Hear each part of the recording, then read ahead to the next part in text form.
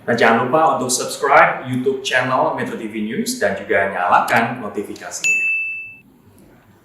Dan pemirsa, untuk mengetahui bagaimana seharusnya pemerintah memutuskan standar harga tes PCR, kami sudah terhubung bersama dengan Tonang Dwi Ardianto, Sekretaris Kompartemen Jaminan Kesehatan Pengurus Pusat Perhimpunan Rumah Sakit Seluruh Indonesia. Selamat sore, Pak Tonang. Pak Tonang, ini kan sebenarnya juga sudah menjadi pembahasan begitu ya dengan pemerintah untuk bisa menentukan standar harga tes PCR. Tetapi hingga hari ini belum juga ada keputusannya. Sebenarnya sudah sejauh mana pembicaraan ini?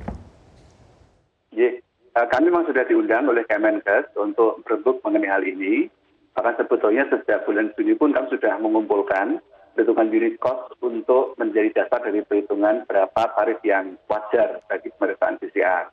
Namun sebelum itu kami sampaikan dulu begini sebetulnya. Dari sekitar sekarang kan sudah sekian orang diperiksa ya, sudah sampai 1,7 juta orang diperiksa. Sebetulnya yang 90% adalah yang pemeriksaan epidemiologi. Ini sebenarnya adalah gratis dari awal. Nah, yang menjadi masalah adalah pemeriksaan PCR yang untuk kepentingan di luar itu, misalnya untuk para perjalanan atau mungkin untuk permintaan sendiri. Nah, ini yang sekarang kita bahas adalah yang sekitar 50% ini sebetulnya. Mengerjakan. Baik, kemudian ini kan juga sudah dibicarakan sejak Juni dan hingga sekarang belum ada keputusan. Mengapa belum ada titik temu juga?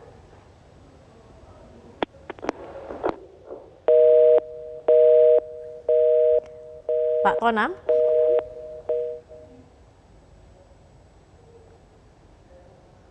Pak Tonang? Baik, pemirsa, tampaknya kami ada kendala komunikasi dengan Tonang Dwi Ardianto.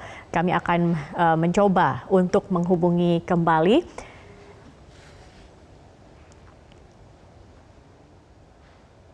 Kami sedang berusaha kembali untuk menghubungi Sekretaris Kompartemen Jaminan Kesehatan Pengurus Pusat Perhimpunan Rumah Sakit Seluruh Indonesia, Tonang Dwi Ardianto. Ini terkait dengan tes PCR. Begitu, memang sudah ada pembicaraan antara pemerintah dan juga dengan beberapa pihak terkait untuk menetapkan harga tes PCR di Indonesia untuk menyeragamkan harga sehingga tidak lagi terlampau mahal gitu untuk melakukan tes PCR. Kami akan kembali mencoba menyapa Pak Tonang Dwi Ardianto. Pak Tonang, sudah bisa mendengar suara saya? Maaf tadi terputus. Baik, tidak apa-apa Bapak. Jadi tadi seperti pertanyaan saya, sejak Juni sebenarnya sudah menjadi pembahasan, tetapi hingga saat ini belum ada juga begitu keputusannya. Di mana sebenarnya kendalanya? Mengapa belum ada titik temu dengan pemerintah?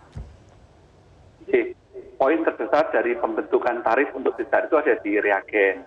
Reagen untuk pemeriksaan PCR COVID itu ada beberapa ya. Pertama untuk pengambilan swabnya dulu, itu satu. Yang kedua adalah untuk ekstraksi RNA-nya. Yang ketiga untuk pemeriksaan PCR-nya itu sendiri. Keempat adalah beberapa reagen pendukung dan beberapa bahan medis harus pakai consumable. Nah, ini sebenarnya memang paling utama dalam membentuk tarif PCR. Nah, memang betul ini hampir semua masih impor saat ini, sehingga terus terang memang rumah sakit dalam posisi mau tidak mau tidak bisa mengendalikan untuk 5 poin ini tadi. Itulah yang menyebabkan satu poin mengapa kita relatif tidak bisa menekan dulu saat ini. Yang kedua adalah memang ada beberapa lab itu memang sifatnya adalah baru dibuat atau baru dibuka untuk pelayanan PCR sekarang. Ya tentu memang investasinya masih besar.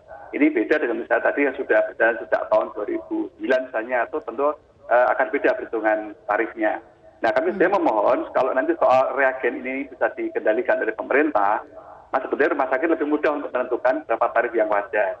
Saat ini kita susah menilai karena yang poin utama reagen belum dapat dikendalikan, sehingga kita tidak bisa menilai dengan mudah apakah rumah sakit itu sudah efisien atau belum. Nah, kami mohonkan ini bisa dikendalikan, sehingga nanti kita bisa menilai dengan jelas bahwa rumah sakit ini efisien atau rumah sakit ini belum efisien. Demikian. Baik, artinya sebenarnya mampu tidak sih reagen ini sendiri diproduksi di dalam negeri, Pak Tonang?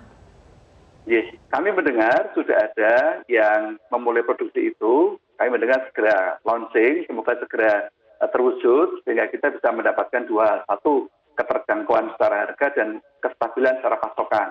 Dua ini yang selama ini membuat rumah sakit itu tidak mudah karena satu harganya relatif masih tinggi dan kedua kadang terpaksa harus berganti-ganti merek apa yang ada. Ini yang menyebabkan pemeriksaan PCR di rumah sakit terganggu dua hal ini. Oke. Baik, tapi artinya dari Persis sendiri juga menyetujui begitu ya adanya standarisasi harga untuk tes PCR ini? Ya, sebetulnya kan yang paling tidak nyaman dengan ini sebenarnya malah rumah sakit. Karena kami yang mendapat tudingan tidak nyaman ya, kira rumah sakit yang memanfaatkan situasi lah demikian bahasanya. Padahal sebetulnya kan kami berusaha memberikan pelayanan dan mendukung penanganan pandemi ini sebaik-baiknya. Tapi kalau poin-poin mengenai reagen yang itu di luar kemampuan kami, tentu kami tidak bisa apa-apa. Ini kami mohon bantuan untuk yang mengendalikan soal reagen ini. Jadi kami sangat mendukung betul kalau ada upaya pemerintah untuk bisa menjaga kestabilan dan akhirnya kita bisa mencapai tarif yang wajar untuk masyarakat. Baik. Ya, ini juga seperti apa yang dikatakan Presiden Jokowi begitu. Ada ketimpangan untuk tes PCR antara di ibu kota dengan wilayah lainnya. Belum lagi kalau kita ke rumah sakit begitu, Pak Tonang, harga kalau kita ingin lebih cepat hasilnya keluar bisa lebih mahal, bahkan ada yang mencapai hingga 5 juta rupiah begitu dibandingkan kalau keluarnya antara 3 sampai 7 hari. Nah, kalau Anda melihat, kalau nanti kita menjadikan standar begitu tes PCR ini ada standar dalam harganya. Menurut Anda di harga berapa range-nya idealnya begitu untuk tes PCR agar juga ini bisa dinikmati oleh atau juga bisa dicapai begitu oleh masyarakat di Indonesia? Baik. Biar clear dulu, memang ada 2 jenis pemeriksaan PCR. Ini biar juga memudahkan pandangan kita. Ada yang memang menggunakan alat PCR yang profesional.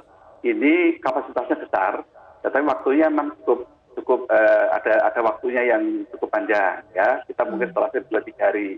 Dia ada memang mesin yang bisa bekerja dengan cepat, memberikan hasil yang cepat, tapi ini kapasitasnya terbatas. Tentu sebetulnya memang wajar ada perbedaan ya, tetapi mestinya memang tidak ada itu perbedaannya. Ini kita juga akan luruskan sama-sama. Nah, nanti pada 2 jenis ini, baik yang tes cepat maupun yang PCR konvensional, kalau memang kita bisa menjaga kestabilan dari reagennya, nah kita berusaha berhitung betul berapa sih yang wajar bagi rumah sakit untuk operasionalnya.